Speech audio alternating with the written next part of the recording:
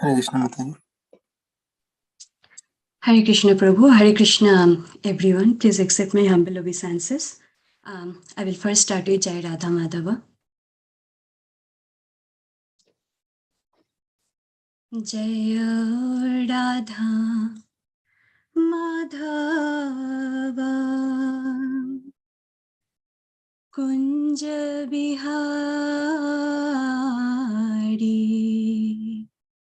Jai Radha Madhava Kunja Bihari Jaya Gopijana Vallabha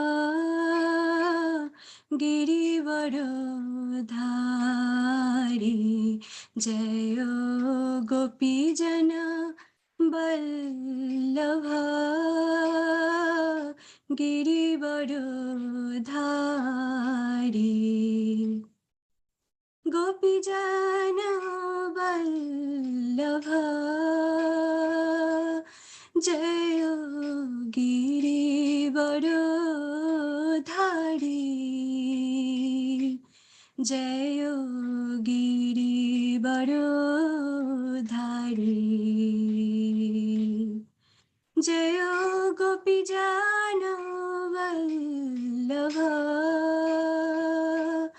Jaya Girivarodhari Jaya Girivarodhari Yashodanandana Brajajana Ranjana Yashodanandana Brajajana Ranjana Yashodanandana Brajajana Ranjana Jaya Yashodanandana Brajajana Ranjana Yamunatiravana Yamuna Tiravana Chari Jaya Yamuna Tiravana Chari Jaya Kunja Bihari Yamuna Viravanachari Jayo Rasa Bihari Jayo Radha Madhava Jayo Kunj Bihari जय राधा माधव जय कुंज बिहारी हरे कृष्णा कृष्ण कृष्ण हरे हरे हरे राम राम राम हरे हरे हरे कृष्णा कृष्ण कृष्ण हरे हरे हरे राम राम राम हरे हरे हरे कृष्णा कृष्ण कृष्ण हरे हरे हरे राम राम राम हरे हरे जय राधा श्याम सुंदर राधा श्याम सुंदर राधा श्याम सुंदर श्री राधे जय जय प्रभुपाद प्रभुपाद प्रभुपाद जय श्रील प्रभुपाद जगद्गुरु प्रभुपाद प्रभुपाद प्रभुपाद जय जय प्रभुपाद जय जय गुरुदेव गुरुदेव गुरुदेव जय जय गुरुदेव नित्य गौर हरि बोल हरि बोल हरि बोल नित्य गौर हरि बोल श्री प्रभुपाद की जय गुरु महाराज की जय नित्य गौर Premanand Hare Krishna again everyone. Welcome to our Saturday morning Bhagavatam session. Before I start my Bhagavatam lecture today, I would like to offer my obeisances unto the lotus feet of the divine couple, Radha Shyam Sundar, Jagat Guru Srila Prabhupada, my beloved Guru Maharaj, His Holiness Radha Govind Das Goswami Maharaj, and all lotus feet of all the Vaishnavas and all the devotees assembled here. Please bless me, please keep me in your prayers so that I could speak something that could please Krishna and all of you. Thank you. Hare Krishna. So today, let me share my screen. Let's start with Srimad Bhagavatam, Canto 1, Chapter 4, Verse 11. Om Namo Bhagavate Vasudevaya. Om Namo Bhagavate Vasudevaya. Om Namo Bhagavate Vasudevaya. Om Narayanam Namaskritvam Naran Chaiva Narottamam Deving Saraswati Vyasam Tato Jayamudhirayet Nashtaprayeshu Abhadreshu Nityam Bhagavata Sevaya Bhagavati Uttama Sloke Bhaktir Bhavati Naishtake. Srimad Bhagavatam, Canto 1, Chapter 4, Verse 11. Namanti yat padanikitam Shivaya hani adhanani satrava Katham savira shriyamanga dushyajam Yuvvaishatut ahoshaha shubhi Namanti yat padanikitam Shivaya hani adhanani satrava Katham savira shriyamanga dushyajam Yuvvaishatut srashtum ahoshaha shubhi. So may I request a couple of devotees to recite this verse, maybe one Prabhuji and one Mataji. Prabhuji's.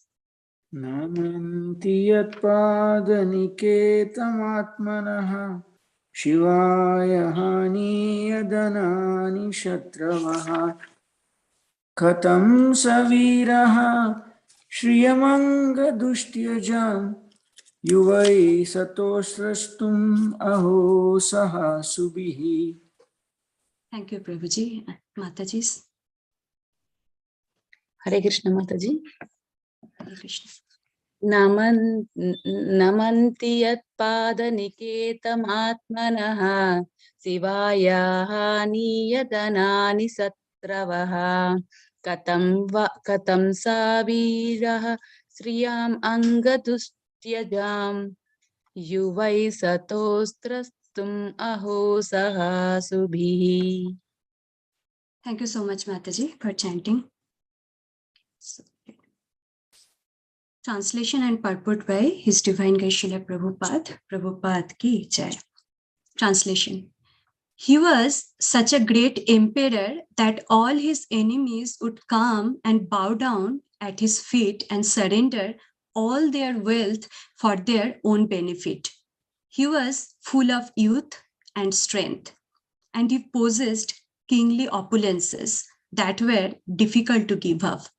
Why did he want to give up everything, including his life? Purport.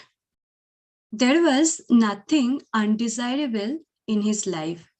He was quite a young man and could enjoy life with power and opulence. So there is no question of retiring from active life. There is no difficulty in collecting the state taxes because he was so powerful and chivalrous that even his enemies would come to him and bow down at his feet and surrender all wealth for their own benefit. Maharaj Parikshit was a pious king. He conquered his enemies, and therefore the kingdom was full of prosperity. There was enough milk, grains, and metals, and all the rivers and mountains were full of potency. So materially, everything was satisfactory. Therefore, there is no question of untimely giving up his kingdom and life. The sages were eager to hear about all this. Om Ajnana-timirandhasya Jnanam Jena Shalakaya Chakshuranmilitam Jena Tasmai Shri Gurave Namaha. Shri Chaitanya Manohabhishtam Stapitam Yana Bhutale Shayang Rupo Kadamayham Dadati Swapadantikam. Namo Vishnupadaya Krishna Prishtaya Bhutale Srimate Bhaktivedanta Swami Niti Namine. Namaste Saraswate Deve Gauravani Pracharine Nirvisheshu Shunyavadi Paschatya Deshatarine Vanchakalpa Tarubhyascha Kripa Sindhu Bhaivacha Patitanang Pavanevya Vaishnavevya Namo Namaha. Jaya Sri Krishna Chaitanya Prabhu Nityananda Shri Advaita Gadadhara Sri Vasadi Gaura Bhakta Vrinda Gurave Gaura Chandraya Radhikaya Tadalai Krishnaya Krishna Bhaktaya Tadbhaktaya Namo Namaha. Hare Krishna Krishna Krishna Hare Hare Hare Rama Rama Rama Hare Hare. Okay, so let me start. Please bear with me because I have not made any slides today. I just thought of let's resort to some traditional way of hearing. Okay, so Hare Krishna. Today first, I will give the context of this verse, like where we are coming from, where we are now, and where we are heading. After that, we will unpack the meaning of this verse. Then we'll delve deeper into the purport. So we are in Srimad Bhagavatam, 4th chapter. In the first 3 chapters, sages in Naimisharanya, headed by Shaunaka Rishi, asked primarily 6 questions to Shuta Goswami, who was present in the assembly where Shukadeva Goswami spoke Bhagavatam to Parikshit Maharaj. I'm not going to tell you in details about all the questions, but just the last question. The last question was, what would be the shelter for religion after Lord Krishna's disappearance in the age of Kali? So this question was answered in the 3rd chapter. And the answer was that Srimad Bhagavatam is going to be the shelter. So when Shuta Goswami said that that Srimad Bhagavatam is going to be the shelter, all the sages became very jubilant and became interested to know more about Srimad Bhagavatam. So in this chapter that we are studying now, that is 4th chapter, 3 primary questions are being asked. What is the history of Bhagavatam? That is how it appeared. Who is the speaker of Bhagavatam? That is mainly Shukadeva Goswami. Who is the hearer of Bhagavatam? Already the first 2 questions have been asked. Now for the last 2 verses, particularly verses 9 and 10, the sages were asking about the hearer, that is Parikshit Maharaj. So these questions about Parikshit Maharaj will continue in the next verse as well. Then after the 14 verses of this chapter, like the first 14 verses of this chapter, history of Bhagavatam will be narrated. So that's where kind of we are. Now, I'm not going to go into a lot of details on Parikshit Maharaja's story because that will come later in this canto from chapter 12, like how he was born, his glories of birth, how he was cursed. Like when that section will come, we'll discuss that part. Maharaj Parikshit's everything is glorious, like his birth, his activities, his death, everything is glorious. We'll get to know about that more in details later on. Only thing is that I just wanted to remind you already, Brajajana Prabhu, Ravi Prabhu, in the last 2 weeks, they have mentioned this. Just, we already know that Parikshit Maharaj was cursed to death within 7 days by a Brahmana boy named Shringi. And he decided to fast until death and heard Srimad Bhagavatam from Shukadeva Goswami. That's what we already know. So now coming back to today's verse, 11th one. Here, Shaunaka Muni, headed by the sages, is putting forth a very genuine question. Now, before I go into this question, I just want you all to contemplate on the art of asking questions. Questions can be to just acquire information, or questions can be to obtain real knowledge concerning the self and absolute truth. Now, for example, like if any Maharaj, comes to our temple, just recently, great Maharaj Navayagendra Maharaj just visited our ISKCON St. Louis temple. Now, if we just ask him, Maharaj, could you please remind me what are the names of Pancha Pandavas? Well, that's a question. Good, that's a very good question. But we will waste a sadhu's time by asking this sort of question because this is related to information. And we can obtain information by our own research also. Nowadays there is no problem, right? Google Maharaj is there. We can go there, we can search in Google and we can ask any question and get the answer. But questions related to Atma Gyan and Bhagavad Tattva cannot be answered by our own research or by just searching on Google. We need devotees, we need pure devotees to understand that jnana. Also, one thing we should remember while asking questions, that questions should be asked not to challenge the speaker, but to genuinely learn from the speaker. In short, those questions actually should be asked that could benefit others. Sometimes it happens that we might know the answer, but we sometimes ask the question so that others can also benefit from that question. So that's what that art of asking questions we should contemplate on. And what should be the mood? In what mood we should ask questions? Bhagavad Gita, chapter 4, verse 34 says that Tadvidhi pranipatena pariprashnena shevaya upadekshanti te jnanam jnaninas tattvadarshinaha. What it says is that just try to learn the truth by approaching a spiritual master in a submissive mood and service attitude. These two things are important: submissive mood and service attitude.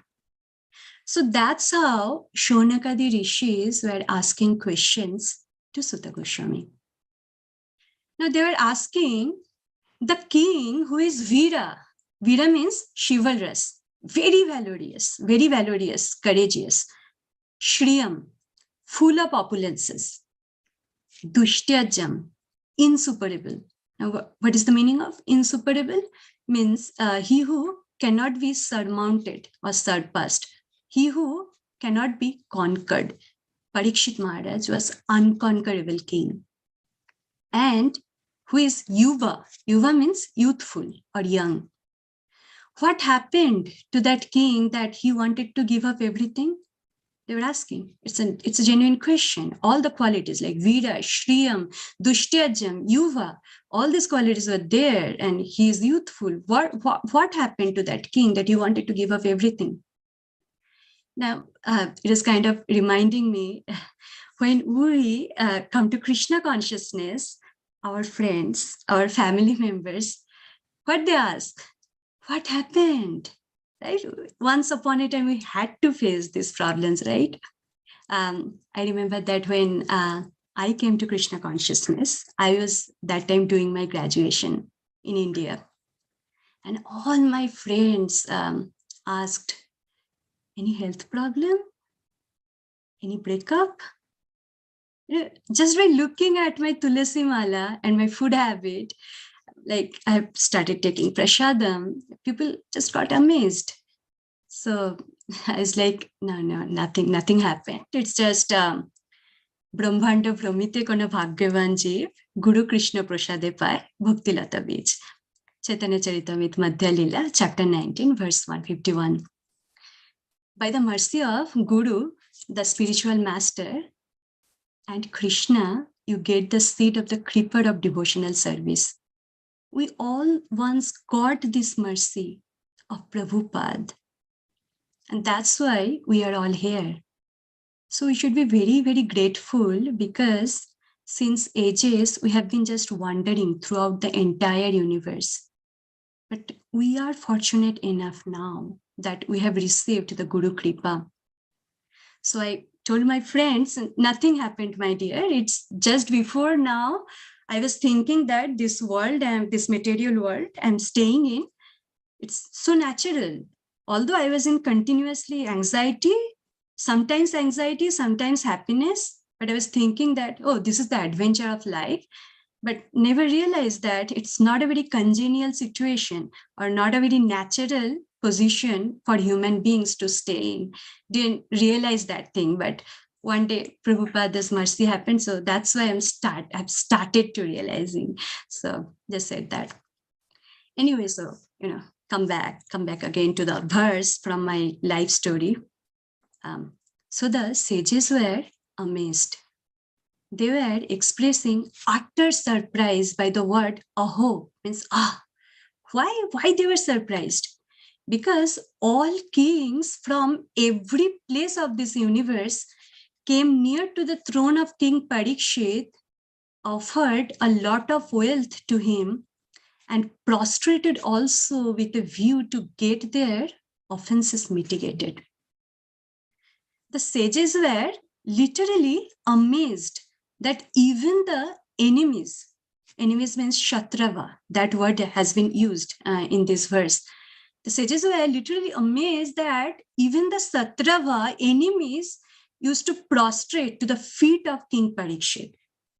So the word Pada Niketam has been used in this verse. Pada Niketam means, Acharyas have mentioned, footstool. That means where King Parikshit used to put his feet, on that stool, all the kings used to put their crowns. That was the level of Parikshit Maharaj. So in this regard, Srila Vallabhacharya mentions that the king, being the representative of the god, is a great warrior and full of the rasa of valor. He used to accept the wealth and protect the kings. So Shripad Vallabhacharya makes his commentary on the Shonakar Adi Rishi's amazement.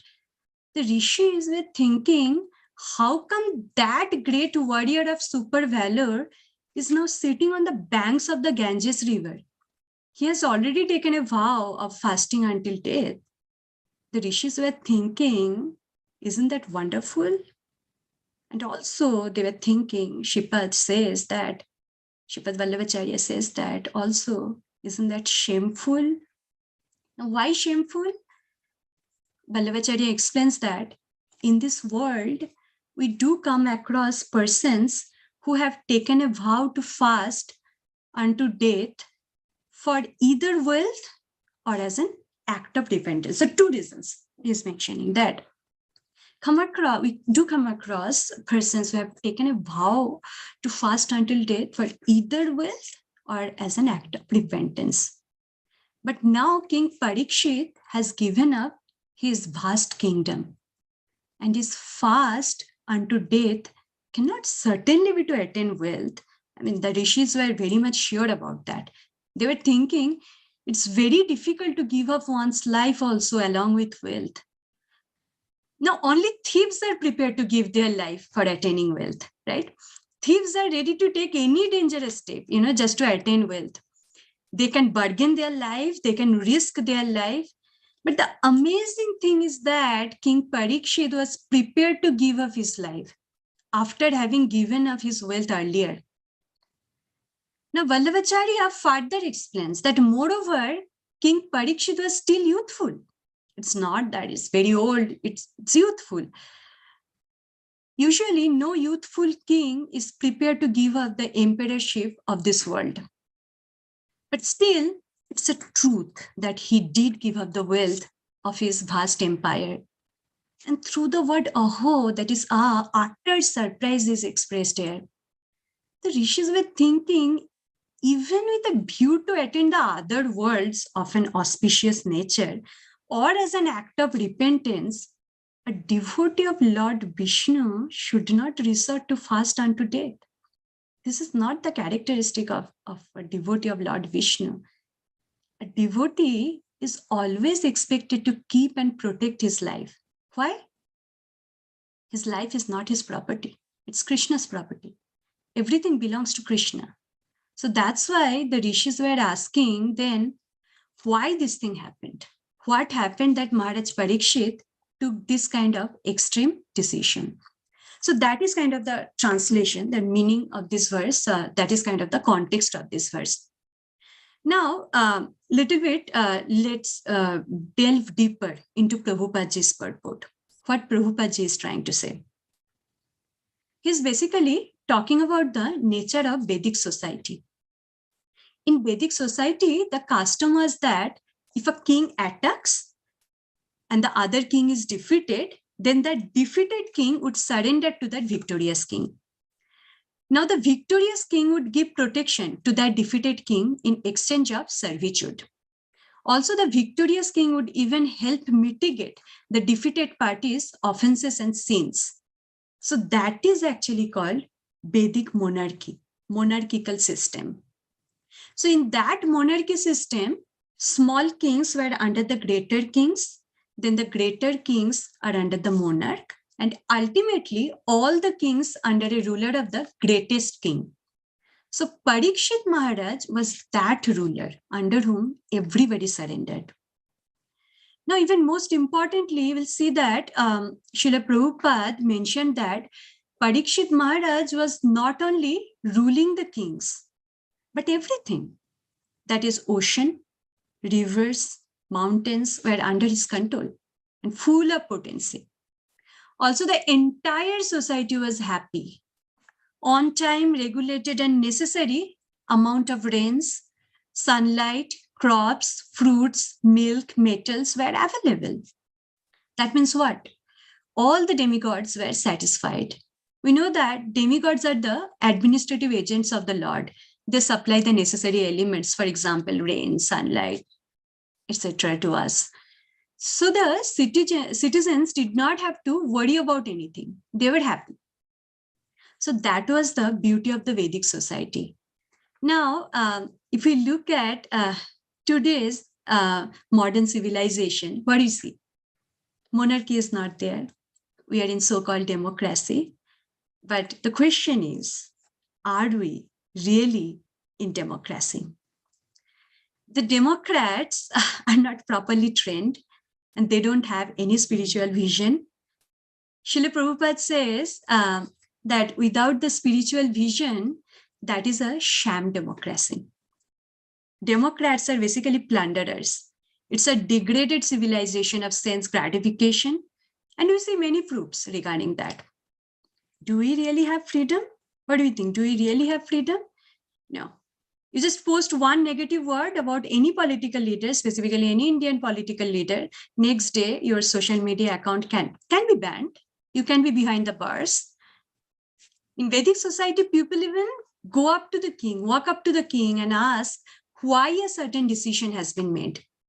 If someone is punished, he or she can question the king. And at the same time, a serious offender was punished seriously. If someone has murdered or did any sort of heinous act, he or she would be punished very heavily. But now this serious punishment rule is not there. They don't know, we don't know that if a murderer is not punished, he cannot get away with his karma. That Vedic knowledge is absent. I mean, so many examples we can give regarding today's society and Vedic society. You know, today's society, you forget about proper food, but there is food shortage. Even the available food is genetically modified, GMO, full of pesticides. We cannot assure the purity of foods. Droughts and famines are rampant. But in Parikshit Maharaja's time, it was not the case, actually. People were carefree. They knew that they are under the shelter of the king. And the king is the representative of the Lord. And they don't need to think about their welfare. People were basically internally happy. Nowadays, people are externally happy. And main indicators of good health, what are the main indicators of good health? Good appetite and good sleep. We need, right? If we don't feel appetite and we don't have sound sleep, our day, our life becomes so spoiled, right? So good appetite and good sleep are missing. Most of the families are broken. Big mansions are there, but people don't have anyone to talk. This is the situation. Now take, for example, Ravana's Lanka. Full of opulences, right? Lanka was like full of opulences, made up of gold. External prosperity, but no real internal prosperity. So in our ISKCON, a very senior devotee is there, His Grace Gaurang Prabhu. He very nicely says that there are two major problems in today's society: depression and suppression. Depression among human beings, primarily youths. We can look at the suicidal rate. So much, rampant. And another one is suppression of nature by human beings. More importantly, in the Vedic civilization, there was not too much differentiation between the poor and rich classes, you know. Of course, people are performing their activities based on their prescribed duties. Society has proper varnashrama. Varna means social order. Ashrama means religious or spiritual order. So Varnas, four social orders were like Brahmanas, Kshatriyas, Vaishyas, and Shudras. Brahmanas were performing their Brahminical work. Kshatriyas were doing their administrative work. Vaishyas were maintaining business, and Shudras were serving the other three classes. That was there. That differentiation was there. But now you see no Varnashrama. And the richer class is getting richer day by day, and the poorer class is getting poorer day by day. And what we are talking about? Sustainable development. So again, Param Pujyapat, His Holiness Shivaram Swami Maharaj, says that sustainable development is a lie. It's a fraud. In order to develop sustainably, we cannot just take and exploit the natural resources, but we have to give back. Otherwise, we cannot expect any development, actually no development. Moreover, if we contemplate, we see that in today's society, people deal on the gross level. that is gross form of wealth. They considered money as the only form of material opulence. I mean, your reputation is connected to your money. You have money, then you are considered as a very good person. Even if you do very abominable work, still you can get away with that. There's no problem. Not many people who can ask you questions, who can question you if you have money. But in Vedic society, that was not the case. In Vedic society, people were more concerned with subtle wealth, that is piety. They knew that with piety, they can bring and buy anything. Now, what our common sense says, gross form of exchange can only bring gross things. It cannot bring like subtle happiness. It can only bring temporary material happiness. We can have big mansions, but then an earthquake will come and everything will be vanquished. It's temporary. Dukkhalayam ashashwatam in Bhagavad Gita, Krishna says. But the subtle level of wealth, that is piety, can bring higher level of happiness. That is, people with piety can go back to the higher planetary systems. One time, my Guru Maharaj said that in Satya Yuga, Treta Yuga, people were so pious that they used to desire for going back to Shargaloka, Vaikuntha Loka, Golok Vrindavan. But nowadays, people are so ignorant that they don't even know the glories and opulence of Shargaloka. Then forget about Vaikuntha Loka or Golok Vrindavan. It's out of their reach. Nowadays, people only know one place which is very opulent. That is America, Guru Maharaj said. And that's why everyone wants to come here. So actually, sadhu's vision is different. The way we see anything as opulent, a sadhu never identifies with that. For example, big skyscrapers, corporate world, big SUVs can be the indicators of great opulence for us, for general people, not for a sadhu. I just remember one Prabhupada's pastime. Once Prabhupada was in London and some of his devotees asked him a question. So basically they were standing on a road where lots of big skyscrapers were there. And the devotees were asking, Prabhupada, look at our London. How do you feel? So they were thinking that Prabhupada will really appreciate that, because at that point of time, India did not have that many skyscrapers like now. I mean, now if you go to Mumbai, you will see no difference between Mumbai and New York. But that time it was not the case. But anyway, the devotees were waiting. And Prabhupada said, hell, it's just hell. I'm sure Krishna has some business for me to do here. That's why I have come here. Otherwise, I see no reason to come here. That's what Prabhupada said. So that's the thing. So easily we identify with the material opulence and forget about the real or natural opulence or rather transcendental opulence. Our kings, our present kings, that is our prime minister, presidents, don't know the value of transcendental opulence. What is the reason for that? The reason is that our kings are not following the Bhagavata Smriti, but they are more interested in materialistic Smriti. This materialistic Smriti is primarily concerned with normal Purushartha. That is, Purushartha means the goals of life, 4 main goals of life, that is Dharma, Artha, Kama, and Moksha.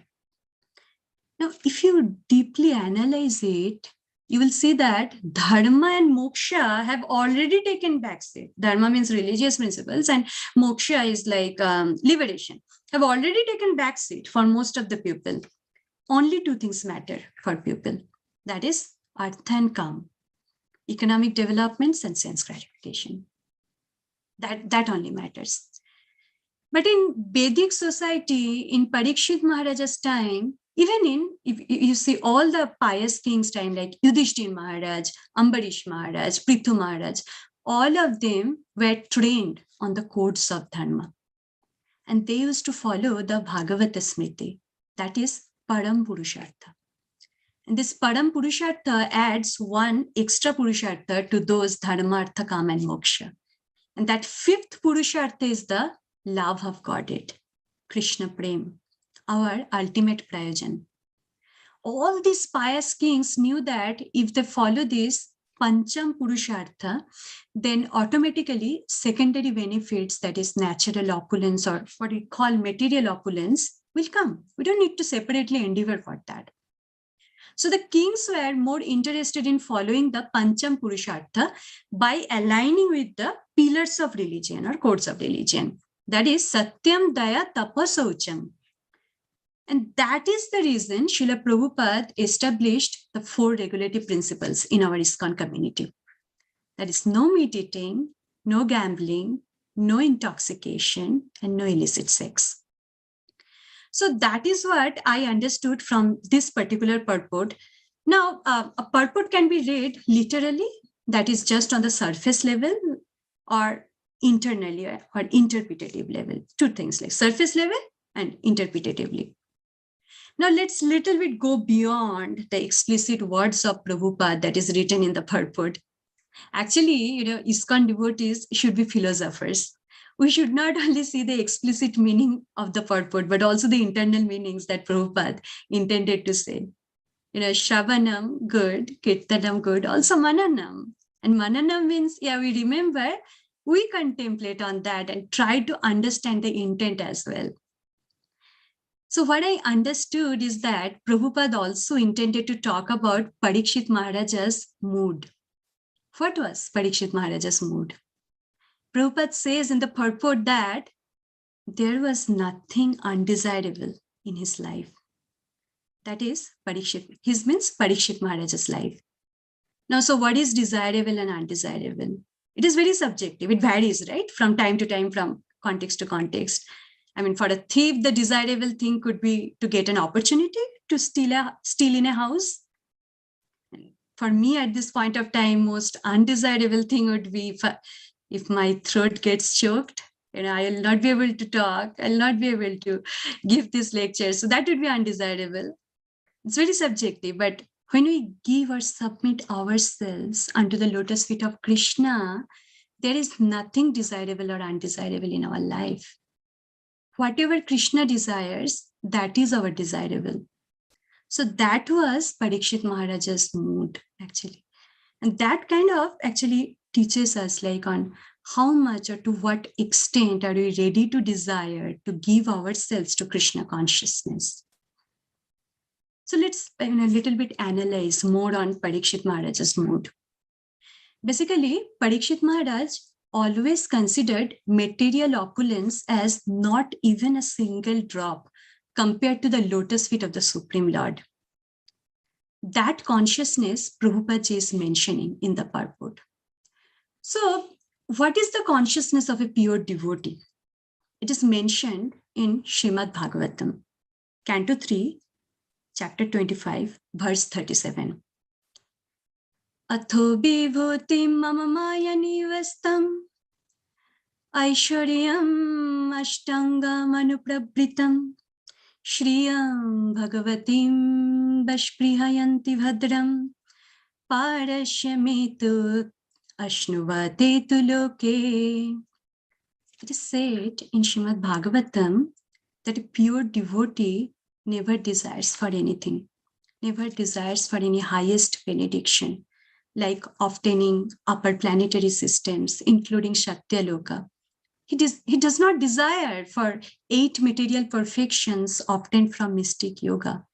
He doesn't want to be elevated to the kingdom of God even.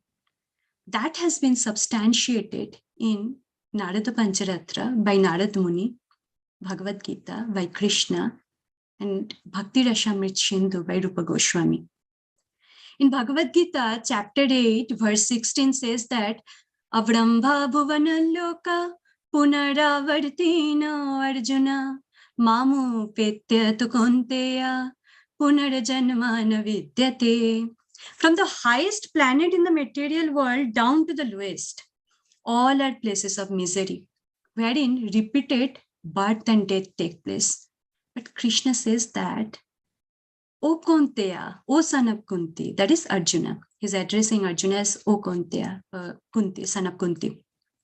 One who attains to my abode never takes birth again.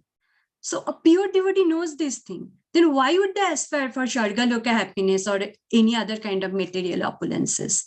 No matter how much opulence we have, one day it will be snatched away. Therefore, a pure devotee never wants liberation. Then what to speak of Artha and Kama? So that was exactly Parikshit Maharaja's mood. Now, if we go a little bit further down in this canto, first canto, Srimad Bhagavatam, chapter 19, verse 5, it says, Atho viha imam amam chalokam bimarshito heyataya purastat Krishnangri shevam adhimanyamana upavishat prayam amartyanadyam. When King Parikshit got to know that he will die in 7 days, he immediately left everything, handed over his kingdom to his son Janmejaya, and went to the banks of the Ganges. To do what? To concentrate his mind in Krishna consciousness. It is said that Krishnangri Sevam Adhimanyamanam, that is, King Parikshit considered the transcendental loving service to the lotus feet of Krishna to be the highest perfection. And when did he consider that? When? After getting the curse? No. It is said that Purasta. That means herein before. That is beforehand only. Since his childhood, actually from his mother's womb only, he considered the devotional service to Lord Krishna to be the highest. He had everything, he never had. Nothing was undesirable. That's what Prabhupada is saying, right? He had everything. He never had any scarcity of money, wealth, kingly opulences, anything. But he was always detached. And it was kind of reminding me, his consciousness was exactly what Srila Vidyapati says. Tatala shoikate baru bindu shamo, tatala shoikate bari bindu shamo, shutomite ramani shamayo, তোহে বিষারি মন তাহে সমর্পল আব মজু হব কোন কাজে. That means this whole material opulence, whether it is women, children, and friends, or any other opulence, just a drop of water onto the burning hot sands of the beach. Can a drop of water in the hot sands of beach satisfy us? No, right? So Vidyapati says, how can I possibly be relieved of this great misery? That was Parikshit Maharaja's consciousness. He was not interested in this loka or paraloka, upper planetary systems. He always considered this material opulence as nothing. The whole life he practiced devotional service unto the lotus feet of Krishna. That's why it was easier for him to surrender everything when he heard the curse. Guru Maharaj very nicely explains that he was actually very happy, when he heard that curse. He considered it as his Shaubhagya, good fortune. Now, similarly, if we think that we will perform our devotional service at the end of our life, then it's not possible.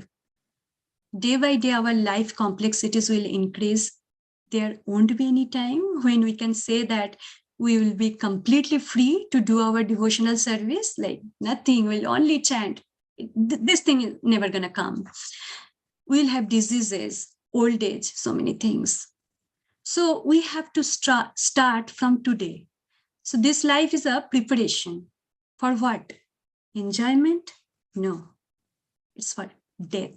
Preparation for death, so that we can ultimately attain our ultimate prayojana, that is the love of Godhead. Now, we should be very grateful because although this Kali Yuga, so we are in Kali Yuga, right? So although this Kali Yuga is the age of hypocrisy and quarrel, still one thing is very good in this age. That is the same Brajendra Nandan, who was Aradhya of Parikshit Maharaj, has come in this yuga as the sound incarnation. Chaitanya Charitamrita, Adi Lila, chapter 17, verse 22 says that কলিকালে নাম রূপে কৃষ্ণ অবতার, নাম হইতে হয় সর্ব জগত নিস্তার. Krishna Das Kaviraj Goswami says that in this age of Kali, the holy name of the Lord, that is the Hare Krishna Mahamantra, is the incarnation of Lord Krishna. Simply by chanting the holy name, one associates with the Lord directly. Anyone who does this is certainly delivered. This Hare Krishna Mahamantra is not material. It is Goloket Premadhan, Horinam Sankirtan. It's coming from directly Golok Vrindavan. It is the sound incarnation of Lord Krishna.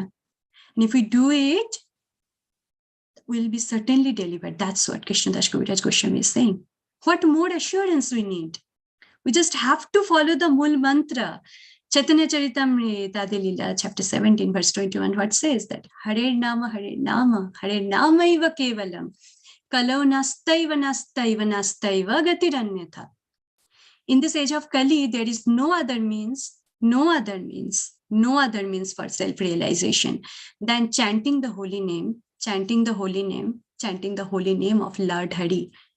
3 times it's mentioned, chanting the holy name, chanting the holy name, chanting the holy name. Chaitanya Mahaprabhu also said it many times, many places. So in Chaitanya Bhagavat, Madhya Khanda, chapter 23, verse 77, Chaitanya Mahaprabhu says, Prabhu kahe kohilen, ei mahamantra, iha japo giya shabe koriya nirbandha. Please hear this Hare Krishna Mahamantra, and everyone, please chant this Mahamantra daily in Nirbandha. That is in the prescribed number of rounds. And our Hare Krishna Mahamantra movement taught us this. Prabhupada taught us this, right? And in which mood we should do this? We cannot do this in the mood of proprietorship, right? I mean, in the mood of prioritizing material opulence, we cannot do it. That is why Bhaktivinoda Thakur says that Manasha deho geho jo kichu mor orpilu tua pade Nanda Kishore Sampade Bipade Jivane Marane Dai Mama Gila Tua Upado Barone Marabi Rakhobi Jo Icha Toharo Nitya Dasha Prati Tuadhikaro. Then at the end, Bhaktivinoda Thakur says, Bhakti Vinoda Kahe Shuno Kano Radha Na Tuhu Hamaro Parano. So Bhaktivinoda Thakur is saying, Manashu Deho Geho, mind, body, and family. Whatever may be mine, I have surrendered at your lotus feet. Whose lotus feet? Nanda Kishore. That is that youthful son of Nanda. Chaitanya Mahaprabhu also said that same thing. I Nanda Tanuja Kinkaram Patitam Mam Bishame Bhavam Buddho Shikshashtakam. He said that, O son of Maharaj Nanda, I am your eternal servitor. Of course, Mahaprabhu is none other than Lord Krishna. He is himself Lord Krishna. Jai Gaur, Shai Krishna, Shai Jagannath. Do you know that, right?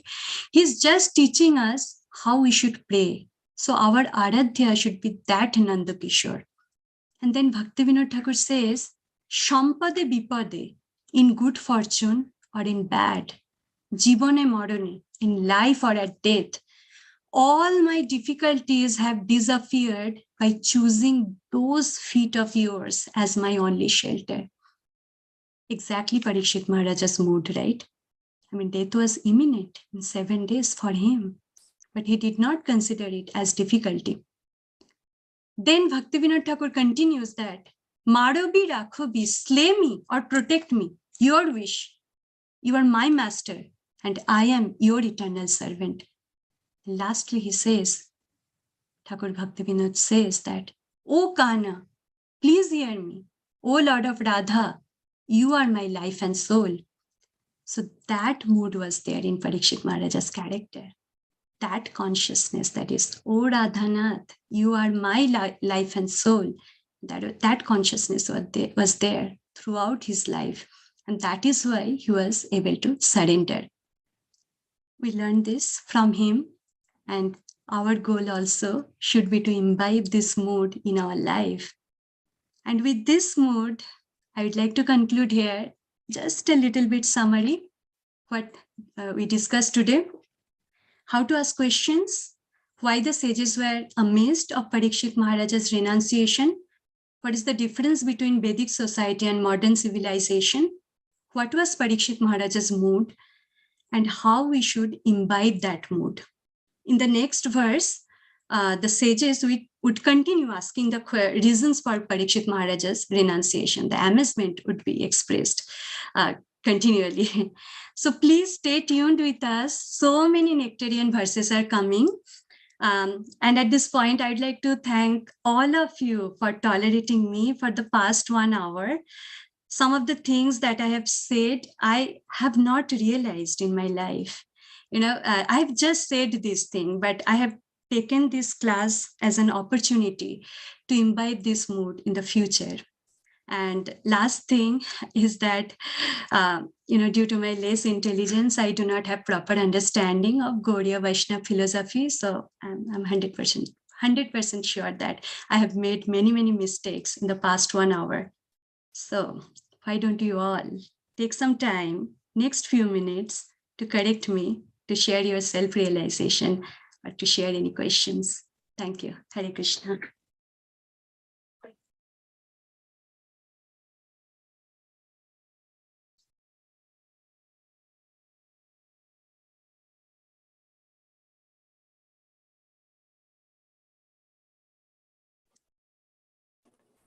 Mataji, first and foremost, I would like to thank you for being the speaker today.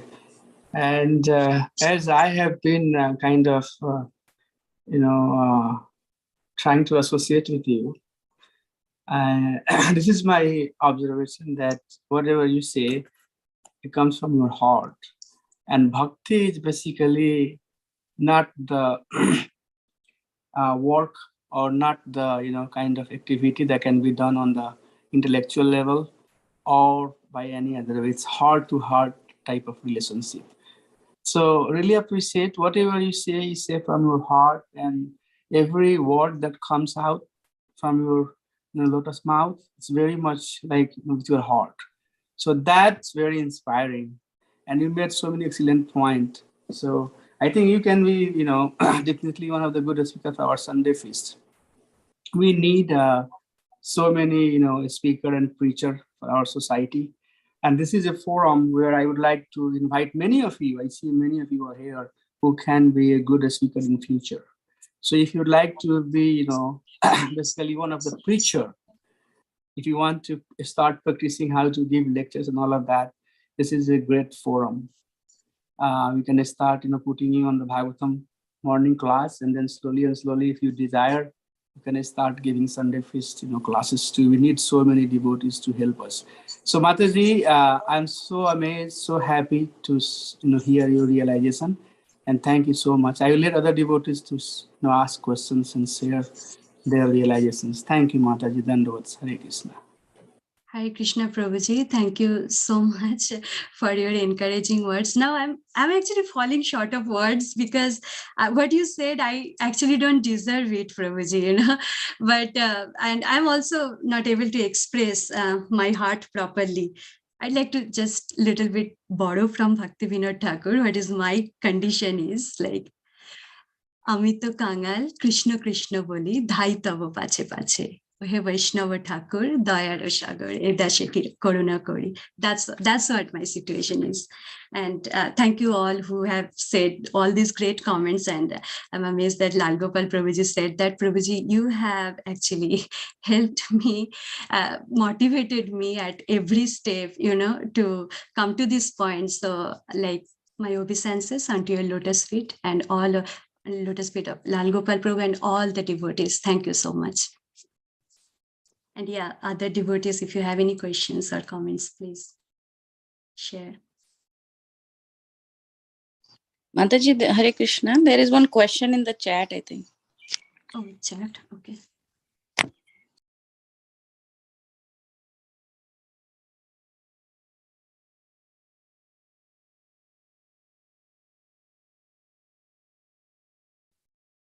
Oh, okay. Okay. So I'm just going up, I guess. Okay. So the question is, Hare Krishna Mataji, Dandavat Pranam. Thank you for a wonderful lecture. Okay. I had one question regarding form of government. Certainly democracy is not best, but if we install monarchy, how can we ensure some exploitative king does not assert this position? Shivam Prabhu. Thank you, first of all, Shivam Prabhu, for joining today. Hare Krishna. So the thing is that, yeah, definitely democracy is not best. So that's why Prabhupada ji said that the monarchs, if we really have to put forth or, like facilitate these monarchy systems, we have to train the kings. That is our presidents and that is our prime ministers. And then only they can do that. So I was hearing one lecture by Chaitanya Charan Prabhu. He was saying that, ISKCON devotees were very nice, but they are mostly in the service sector, like in engineering field, in the medicine field. Not too many people are there in the administrative field where actually they can make decisions for society, where they can actually bring change to society. So we actually need more of those devotees who can actually go to the administrative position and then give some advice like how we can change this and what would be the benefit of the Vedic system. So I remember that Prabhupada one time said that the real success would be the president would be wearing tilaka, prime minister would be wearing tilaka, everybody would be wearing tilaka, then that would be the proper system. Of course, like it is not a very congenial situation. Our kings, as I mentioned, our kings means presidents, prime ministers are not very much trained on this kind of thing, but that is why we're doing. We'll try. Prabhupada has started this movement. We have been trying this. We could preach more and more so that we could inspire future generations, future devotees to come to this line, come to this path and come to this position of administrative situation where they can actually bring change. That is my understanding, Prabhu. Thank you, Mataji, for your answer. Thank you, Prabhu. Hare Okay, Krishna, Mataji. Hare Krishna, Dandavat Mataji. Pranam. Thank you for the wonderful, wonderful lecture today. I thoroughly enjoyed it. And I love your singing and, Bangla singing. That was amazing. I wish you can give us a class of how to recite all those things, all those songs in a, so I have a question, Mataji. It's regarding Parikshit Maharaj's mood and, something practical for us. So when we are faced with, we sometimes we do reach a point where we know that we are going to die. So at before age, I'm talking about, before age in the sense we're not old and we are struggling, we're diagnosed with something and it's fatal. So in that situation, is it what should be our mood in the sense to go get medical help or just keep praying, see and singing that, remembering that verse Marbi Rakbi, something, I don't remember the whole thing, but what should be our mood that time, Yeah. Thank you. Thank you so much, Mataji. If I have heard you correctly, you're asking like, how can Parikshit Maharaja's mood be applied in our life? And also like, what should be the practical things like, as Bhaktivinoda Thakur said, like, you slay me or protect me, you are my protector. But how if suddenly death comes, or like if we are in a situation, in a medical situation, we are not, we have to take medical help, then what we should do, what should be our mood? So practicality, I have said in the lecture, in the early phase of lecture, that this life is not our property, it is Krishna's property. So we have to protect it, to do Krishna bhajan. So if we faced with any kind of like mishaps, like accidents or diseases, definitely we should pray to Krishna, but we should, that is my understanding, we should also take medical help. We should also take, if that is a solution for us, if medical help can, give a solution, can give us a little bit like more time to do Krishna bhajan, then we should do it. We should take the medical help. And we should not think that because Krishna is my protector, if maybe a tornado is coming, I will just, stand in tornado or that storm, Krishna will protect me. That is not the thing. That is not the teaching. That should not be the mood. But the mood should be to always, remember Krishna. But at the same time, what is required to keep our body, mind, and soul together to do the bhajan of Krishna, we should do that. That is first thing. And the second thing, what I was trying to say is like, how can we imbibe that mood? That also I have kind of mentioned in the lecture, that throughout the life we do Krishna bhajan, do the seva Krishna, then at the time of death also it will come. And even if we are not able to remember, Ravi Prabhu was mentioning in the last class, Lal Gopal Prabhu many times mentioned that in Varaha Purana it is mentioned that Krishna will take care of us. That is second. And the third thing, like, how can we imbibe Parikshit Maharaja's mood? That is, Parikshit Maharaja's mood is basically surrender, right? So how can we imbibe that mood of surrender? So Bhaktivinoda Thakur actually says in one of his songs in Sharanagati that रूप सनातन पदे दंते तृणधरी भक्ति विनोद पदे दुहु भक्ति विनोद पड़े दुहु पद धरी कांदिया कांदिया बोले आमी तो अधम शिखाए शरणागति करे करो हे उत्तम. So Bhaktivinoda Thakur says that he places a straw between his teeth, prostrates himself before the two Goswamis, Shri Rupa and Shri Sanatan, clasps their lotus feet with his hands. And what he is doing, Kandiya, Kandiya, Bole, Amita Adham, says he's weeping continuously and saying, I'm certainly the lowest of men, but Shikhaye Sharanagati Kodohe Uttam, but please make me the best of men by teaching the ways of Sharanagati. So Bhaktivinoda Thakur is saying, teaching us that we have to clasp the lotus feet of our acharyas, pure devotees, then only we'll be able to imbibe that mood of Sharanagati in our life. So at the time of death, then that will help us. That is my understanding, Mataji. Thank you. Hare Krishna. Thank you, Mataji. So I understood, we, with the knowledge that we are properties of Krishna, and surrendering through and practicing to surrender throughout our life, we should also try to preserve our body just to be able to serve Krishna more, and then let Krishna take care of us. Yes, we should do all our material duties. My understanding is that we should do all our material duties as a ritual, as very meticulously you can do your material duties, but as an offering to Krishna. That's what Parikshit Maharaj did. He had all the opulences. He was never attached to that, but he made an offering of all his activities to Krishna. He took care of his body and everything. And when he got the opportunity of complete surrender, he did it. That's it. So, yeah, that's what my understanding is. Thank you, Mataji. Hare Krishna.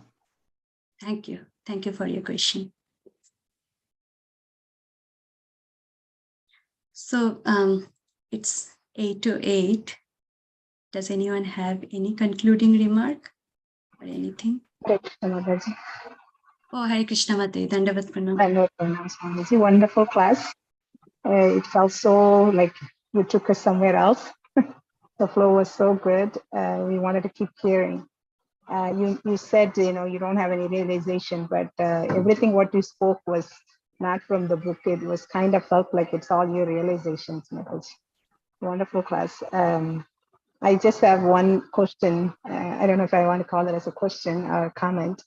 Parikshit Maharaj thought that this arrangement was desire of the Lord, that I can give up all my possessions. So he gave up.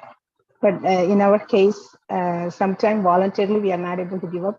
Even Krishna forces us to give up sometimes. We are still holding on to things. So that is, I'm just speaking for myself. So many attractions, so many holding on things. But when you're answering to Veena Mataji, it is very clear, the surrender, imbibing the mood of Parikshit Maharaj. So he mentioned so many practical aspects of this also. Very beautiful class, Mataji. Thank you so much for your time and a wonderful class. Hare Krishna. Thank you so much, Mataji, for your comment. Actually, yeah, I would just take it as a comment. You are absolutely right. So for devotees, it's never snatching away, because devotees, whether devotees are here in this material world, wherever, in whichever body, devotees are always eager to serve the Lord. So even if something is externally we feel like something is some material opulence is not there, so it's not like snatching away from the devotees. But yeah, those who are not into Krishna consciousness, those who are not taking shelter of Krishna, Krishna also says in Bhagavad Gita that I come to them as death. For devotee, it's not the case. Devotee, even when leaving the body, just like closing the eyes and then opening the eyes in the seva, in Bhagavan's Lord's seva only. So that is my understanding. But thank you very much for your comment. Hare Krishna Mataji, thank you very much for the wonderful class this morning. Hare Krishna Prabhu. Thank you. A few weeks back, Ramanavami, during Ramanavami time, you had shared a bhajan. And my wife shared it with me, and I kept hearing the whole day. It was out of the world, Mataji, And today, I am always the poorest hearer, I would say, in hearing. Even a person like me could get so many beautiful points for my life. So, you took us really, like Lal Gopal Prabhu was saying, out of the world. I can keep on hearing. So it was very, very glorious. Thank you very much for taking time to give us this precious morning class today. Hare Krishna. Thank you. Thank you so much, Prabhuji, for your inspiring words. You are really very kind. You always appreciate everyone, appreciated me always, and you're my motivation. You have always inspired me. Thank you. Hare Krishna. And thank you for that bhajan. I will keep posting many bhajans to Manjira Mataji and all. Whole day I sing, so I'll keep posting. Hare Krishna Mataji, could you also add us to your posting of bhajan, please? Yeah, sure, I will do that. We have a group actually. So in that group, actually, I have shared that, where some of the, okay, sure, Mataji. Yeah. Yes, Mataji, thank you so much. It was such a nice class today.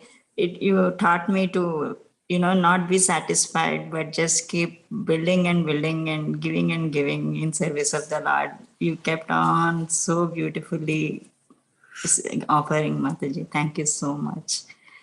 Thank you, Manjira Mataji, for joining and for your warm words for me. It's your affection only. Thank you. Hare Krishna. Hare Krishna Mataji, Priya Mataji. Once again, thank you for your wonderful lecture today. Like all the devotees were sharing, is very nectarian. Actually, I was supposed to go out in the morning today. I thought Priya Mata is talking today. How can I skip it? I started, but anyway, I have to go out. And no, then I sat down here. I did not go. Thank you very much, Mataji, for a wonderful point shared you. Very, very practical. And no, you are using your academic opulence also in the service of Lord. That's what I saw. That's very nice, Mataji. Thank you. Thank you, Prabhuji. Thank you so much. You're very kind. Thank you. Thank you for joining today and encouraging me. Hare Krishna. Hare Krishna. Okay, so too much of ego boosting has happened for me today. I cannot take it again. Now I'll be very emotional. Now let's finish it. Ramacharya Prabhu, should we finish it here? Yeah, Mataji, I just wanted to make one small announcement that temple is open and we are having our Sunday feast on every Sundays. And I know there is some concern around COVID, but you can keep the mask, you can use the mask all the time, but we need to start coming into the temple and start giving our association. One of the principal limb of the bhakti is that we associate with each other. Like this morning, we had some virtual association, and all of you can see how enlivening it was. Everybody is carrying, a lot of love and devotion for Krishna. And when all of us come together, it really becomes huge. There are so many activity that suddenly starts popping up and coming up whenever we see the devotee. So we have some responsibility also to inspire other people. And in that context, I would like to request all of you to start coming to our Sunday feast. So tomorrow we have our Sunday feast. Padam Disa Prabhu will be the speaker. So please, give a priority to come to Sunday feast. Also this year we are going to have our Rath Yatra too. Team of devotees who are basically helping and who has been helping with the festival. We have already started looking at the places and all of the planning has started happening. And then on 14th May, we have Narsimha Chaturdasi celebration in our temple. And for that also this year, we are planning to have the Yagya. Many devotees, like you have done, year and a half, back before COVID, devotees will get the opportunity to basically part of the Havan with their family. So you'll have the opportunity to sponsor Havan and, just be part of the celebration. So many things coming up, but all of that will happen only when all of us come together and give each other association and support each other. So let us, see each other tomorrow in our Sunday feast. With that, thank you, Mataji, so much. I'm so happy, and I can see how much love everybody is showering after hearing your, nectarian realization. So that's awesome, Mataji. Thank you so much, and you'll be, our kind of continuous speaker in future as well. So really appreciate. Thank you. Hare Krishna. Hare Krishna. You can adjourn Mataji with Vaishnava pranams. Thank you. Thank you. Thank you so much, Prabhuji. Hare Krishna, everyone. I will conclude with Vaishnava Pranam. Vancha kalpatarubhyascha kripa sindhubhaiva cha patitanang pavanebhyo Vaishnavebhyo namo namaha. Thank you, everyone, for joining today. And again, please accept my humble obeisances and please keep showering your blessings. Thank you.